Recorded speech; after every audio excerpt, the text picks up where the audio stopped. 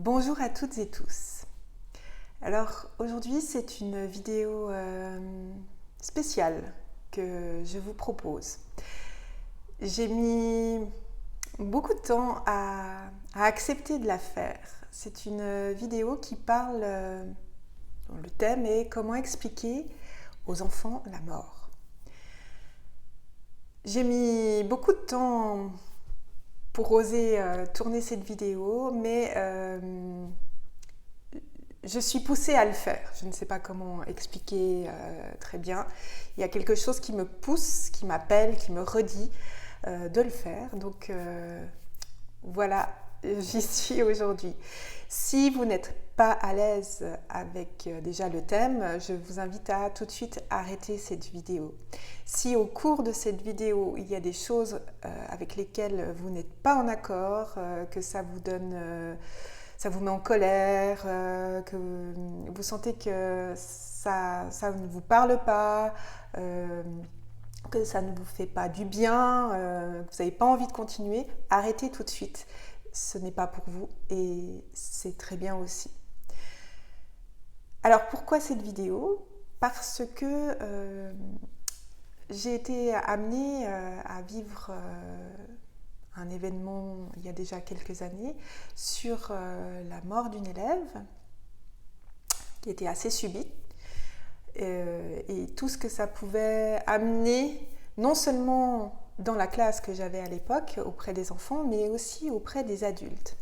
Ça a duré, c'était un bouleversement, on peut le dire. C'était des périodes, des mois et des mois très compliqués et pour moi et pour les enfants que j'avais dans la classe, d'autant que je m'occupe d'enfants en difficulté scolaire, à l'époque avec des grandes difficultés scolaires, donc des enfants particuliers qui étaient tous mélangés avec leurs problématiques. Donc ça résonnait, je dirais, d'autant plus. Quoique chez n'importe quel enfant ou n'importe quel adulte, c'est bouleversant. Et donc aussi chez les adultes, les professionnels que je côtoyais, dont moi, comme je l'ai dit, il y a eu un vrai bouleversement. Ça a été très très très compliqué à gérer tout ça et je dirais que ça a continué. Enfin, malgré les mesures qui ont été mises en place assez rapidement, donc un groupe de parole, bien sûr l'enterrement de la petite fille, essayer de faire une supervision, enfin voilà, il y avait toujours quelque chose qui planait, qui n'était pas réglé. Pourtant, des professionnels aussi de la mort ont été appelés, voilà.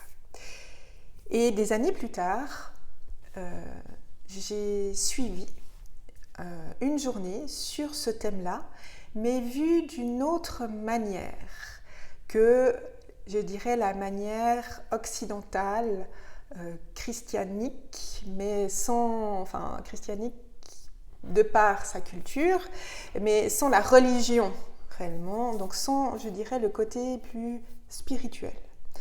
Donc on avait traité la mort de cette petite fille sous des aspects psychologiques, émotionnels, physiques, c'est-à-dire est-ce qu'on garde les affaires de la petite fille dans la classe, est-ce qu'on garde sa place ou pas, etc. Mais jamais sous l'aspect religieux, à part la cérémonie bien sûr religieuse, l'enterrement, et surtout pas sur un aspect plus spirituel. Et donc, des années plus tard, je vais suivre une journée sur ce thème, et c'était vraiment expliqué sous ce titre, comment expliquer la mort aux enfants, auprès d'un psychiatre. Peut-être que vous le connaissez, Olivier... Ah, son nom m'échappe, tout d'un coup. C'est un Français, un psychiatre français. J'ai sur le bout de la langue, je le mettrai, s'il ne me revient pas pendant la vidéo, je le mettrai bien sûr en descriptif. C'est un psychiatre qui a travaillé en psychiatrie, je dirais, traditionnelle, française, pendant des années. Et puis, il s'est ouvert à d'autres réalités plus subtiles, on va dire, plus spirituel. Spirituel dans le sens justement subtil où il y a d'autres mondes, d'autres choses, d'autres êtres, d'autres énergies, des énergies qui sont là et qu'on ne voit pas avec nos 5 sens premiers d'être humain. Donc il abordait la question de la mort à expliquer aux enfants en disant l'aspect spirituel dans nos sociétés n'est pas ou peu abordé, en tout cas pas officiellement. Et en fait, c'est ce qui manque aux enfants. Parce que l'enfant, naturellement, sait intuitivement, pas forcément consciemment, mais intuitivement, qu'il est plus qu'un corps, qu'il est plus qu'un cerveau, qu'il est quelque chose au-delà qui peut exister dans ces 3 dimensions, dans ce monde en 3 dimensions. On peut appeler âme, on peut appeler être suprême, on peut appeler le mot n'est pas important. Mais l'enfant sait qu'il est plus que juste un être humain ici sur Terre. Et donc, que la mort physique est un passage. Qu'au-delà de la mort, il y a effectivement quelque chose de plus grand qui subsiste à l'être humain. Je prends l'exemple du grand-père ou de la grand-mère qui décède. Le grand-père ou la grand-mère décède. On voit que le corps est inanimé, c'est un fait. Mais l'enfant sait intuitivement que son grand-père ou sa grand-mère persiste au-delà du corps physique, au-delà du monde physique que nous avons. Et ce que cette personne, ce psychiatre disait, c'est que nos sociétés ne le nomment pas, voire le nient. Et le fait de dire, de transmettre à l'enfant, oui, grand-papa et grand-maman ou grand-maman est mort, il est au ciel, ok, mais sans nommer précisément, oui, grand-papa ou grand-maman est mort, ça veut dire qu'il n'est plus ou qu'elle n'est plus dans son corps. Mais que son âme ou son esprit ou son essence, ou le mot que vous voulez utiliser, est passé dans un autre monde, une autre dimension, un autre état. Mais que son être, vraiment son être primordial, subsiste. Et c'est ça qui manque actuellement aux enfants, mais je dirais aussi aux adultes, mais là c'est comment expliquer la mort aux enfants. D'autant plus eux parce qu'ils le ressentent intuitivement. Ils ont encore cette connaissance au fond d'eux. Ils n'ont pas été encore trop, je dirais, pas endoctrinés, quoique, mais on ne leur a pas encore assez répété d'années. Ils ne sont pas encore assez grands pour avoir entendu pendant des années, des dizaines d'années, des dizaines d'années dans notre société que, en fait, après la mort, il n'y a en gros pas grand-chose ou rien du tout. Donc intuitivement, ils le savent, mais en même temps, on leur dit non, en fait, oui, grand-papa ou grand-maman est au ciel, mais voilà, sans plus. Donc l'enfant est dérouté, d'autant plus. Et peut-être qu'il va poser plus de questions. Oui, mais t'es sûr, mes grand-papa et grand-maman, ils sont où? Ils sont au ciel, mais ça veut dire quoi? Etc. Il va questionner. Et nous, en tant qu'adultes, on n'aura pas de réponse, ou peu de réponses, ou on sera désarçonné parce que pour nous-mêmes, ce n'est pas clair. Si nous ne sommes pas clairs avec ces questions, ça va être compliqué d'expliquer à son enfant. Mais c'est tout à fait OK de dire à son enfant « je ne sais pas ». Mais de le nommer. Dire « je ne sais pas forcément ce qui se passe au-delà ». Mais l'esprit de ton grand-père, l'âme de ta grand-mère persiste. Et il peut même arriver chez des enfants assez jeunes, je dirais jusqu'à l'âge de 7-8 ans, ou 6-7-8 ans, que la personne de la famille, parce que souvent ces questions arrivent quand il y a quelqu'un de la famille qui est décédé, c'est pour ça que je prends l'exemple du grand-père ou de la grand-mère, eh bien cette personne apparaissent d'une façon ou d'une autre dans l'au-delà, si vous voulez, l'esprit de la grand-mère ou l'esprit du grand-père apparaissent à l'enfant. Parce que l'enfant a encore cette capacité justement très sensible de percevoir ce que nous ne voyons plus en tant qu'adultes ou nous avons oublié. Voilà, bref. Donc on peut être amené en tant que parent à avoir son enfant qui dit « Ah mais tu sais, grand-papa me parle » ou « J'ai vu grand-maman, elle est au pied de mon lit ». Ça peut faire peur à l'enfant. Donc il faut aussi être prêt à accueillir ces moments-là. Et l'enfant sait, il perçoit, si vous êtes angoissé par rapport à ça et que vous ne voulez pas en parler, votre enfant ne va pas vous en parler. Il va rester seul avec ça. Il ne va pas savoir quoi en faire. D'autant plus que, je redis, dans nos sociétés, on n'en parle pas.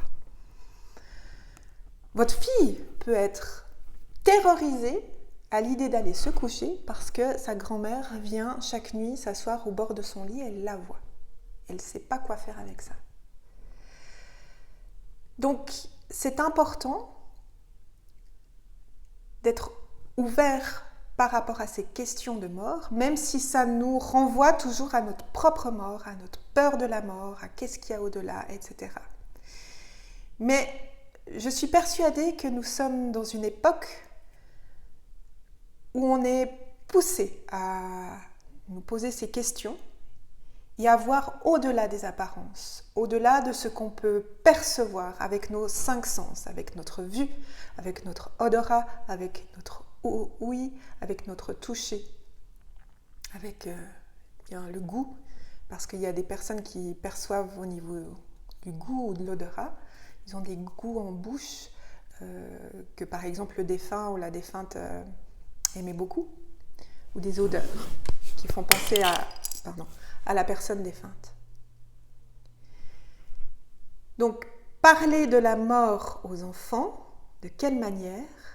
Eh bien, premièrement, en vous ouvrant à ce qu'il y a de non perceptible, à reconnaître, parce que si vous voulez vraiment faire des recherches au niveau des études qui ont été faites, il y a plein d'études qui ont été faites, mais qui sont peu publiées ou relayées, on va dire, par les grands médias, qui démontrent qu'il y a bien quelque chose au-delà de l'être physique, de l'être humain, qui persiste lors de ce passage à la mort physique. Notre être persiste au-delà du décès physique.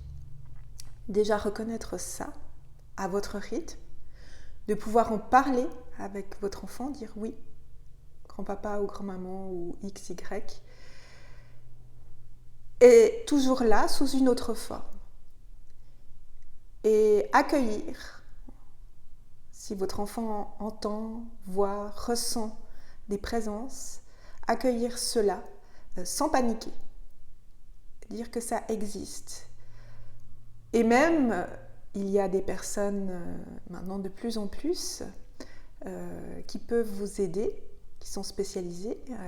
Ça peut être des sortes de médiums ou toutes ces personnes qui perçoivent beaucoup mieux l'au-delà et qui peuvent vous aider dans ce parcours, ce chemin. Et c'est seulement de cette manière, en reconnaissant qu'il y a en fait une vie après la mort, et en le reconnaissant et en le disant à votre enfant, que votre enfant va pouvoir commencer à être plus apaisé, à pouvoir faire réellement un deuil et à être calme. Et vous aussi.